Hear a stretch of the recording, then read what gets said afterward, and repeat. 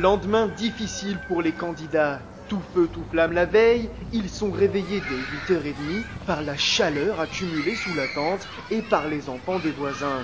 Courbature, gueule de bois, le retour à la réalité est brutal. Je me retrouve pas dans ce genre de camp. J'aime pas trop les gens. Puis il faut dire qu'on n'a vraiment pas beaucoup de confort, quoi. On est obligé de se laver les cheveux au savon, j'avoue. Anaïs n'est pas la seule à souffrir de cette précarité. Et pour ne rien arranger, le temps est gris, le camp sans dessus-dessous et l'ombre du conseil pèse sur les consciences. Bonjour. Du coup, chacun tente de gérer son stress à sa manière. J'aime là, sa caméra, ça me met mal à l'aise. Faut faire comme si elle n'était pas présente. Binge, lui, essaye de gonfler sa popularité en jouant les malheureux. T'as tout acheté ton pantalon, Benjamin. C'est quoi? Du bonbon, il me semble. Une stratégie qu'il applique à tous. 1 euro, c'est pour combien de temps? Au cas où j'ai encore plein de mousse quand ça s'arrête, voilà. Ah mais c'est ça, si t'arrêtes jamais d'appuyer, ça se comprend pas. Ah ouais? Après, si t'arrêtes pendant 5 minutes, genre tu te savonnes bien et tout, puis là, là ça s'arrête. Ah, et là, t'es quand Et là, t'es... Yann et Ronan, quant à eux, n'hésitent pas à s'imposer, même si le clash est parfois au rendez-vous. Les bouteilles, ça vaut tri sélectif. Ouais, Bah ouais, mais non, c'est pas un jeu, la nature, elle a besoin qu'on fasse du tri sélectif. ouais, mais faut qu'on s'en serve avant de les jeter, il faut alors qu'on leur fasse un dernier hommage. Ah ouais, bah je vois, ouais, genre péter partout sur l'emplacement. Ouais. Mais pourquoi tant de haine? Yann, 28 ans, originaire de Bretagne, vit une existence de célibataire rangé. Dans le confort feutré de son petit 2 pièces, ce jeune homme à l'allure débonnaire aime à profiter des bonnes choses et s'émerveille d'un rien. C'est sûr que la vie moderne, ça fait plaisir, quoi. Beau, des boissons fraîches. La mine joviale, les yeux pétillants, Yann semble épanoui et se définit lui-même comme quelqu'un de très sociable. Je suis quelqu'un d'assez social, en fait.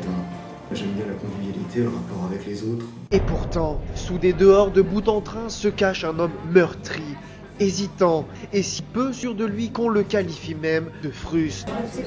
Oui, bah Yann, c'est quelqu'un d'assez frustre. Yann, ouais, c'est bon, quoi. Merci bien, quoi.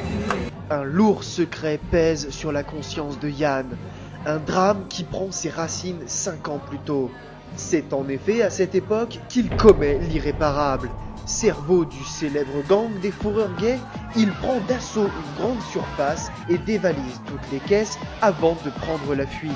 La pression est terrible pour les gangsters et comme si cela ne suffisait pas, Yann tombe dans la spirale infernale de la drogue et de l'alcool.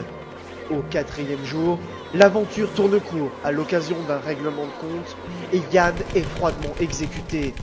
Heureusement, plus de peur que de mal, il sort de l'hôpital peu après, mais est aussitôt transféré au quartier de haute sécurité de Fox Rivers.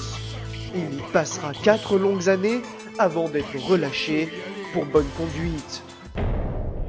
Mais aujourd'hui, Yann est un homme nouveau qui a fait table rase du passé. J'ai eu quelques problèmes avec la justice avant, je le cache pas. Toi, j'ai payé ma dette à la société. Maintenant, moi, je suis quelqu'un comme tout le monde. Et puis pourquoi pas, rencontrer quelqu'un, quoi. J'aurais bien m'occuper d'une femme aussi, quoi.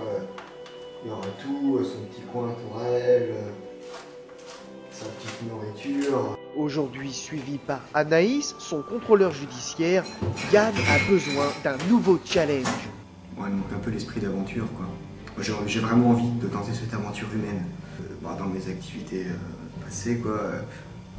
Moi, j'ai toujours été un peu le leader. Je pense que j'ai l'esprit de décision. Je pense que par mois, on peut arriver à une cohésion d'un groupe. Vraiment d'aller loin. Et c'est tout ce qu'on lui souhaite. Comme l'éclaircie vient après la pluie, nos deux fortes têtes se réconcilient enfin, et c'est ensemble qu'ils accompagnent les bouteilles de la veille jusqu'à leur dernière demeure. 45. Bon, petite soirée, là. Unis dans l'épreuve, les deux seniors de l'équipe ne tardent pas à faire alliance à leur tour. Ouais, il faudrait qu'on fasse une alliance en fait, parce que si on est tout seul, on pourra pas virer ce qu'on veut, alors ça fait une alliance.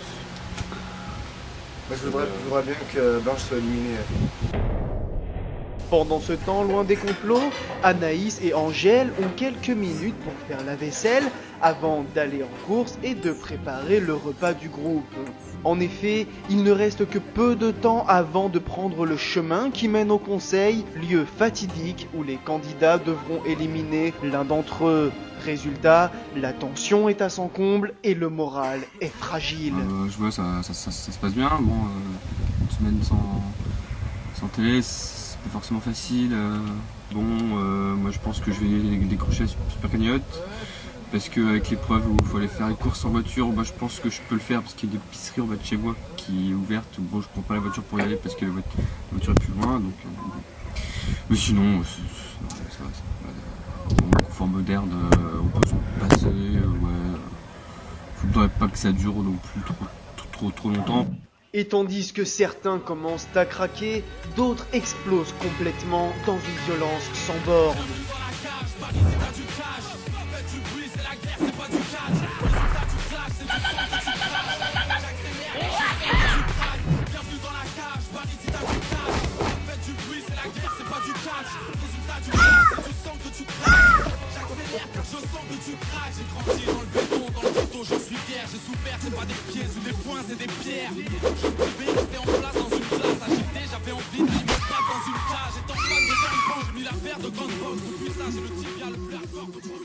Un peu de calme après la tempête, les candidats s'apaisent, Binge se plaint à nouveau comme à son habitude, et finalement, chacun prend soin de se montrer sous son meilleur jour. Voici enfin l'heure du départ. Les candidats doivent maintenant faire route vers le lieu du conseil, un cimetière indien désaffecté, perdu dans les falaises de Camaret.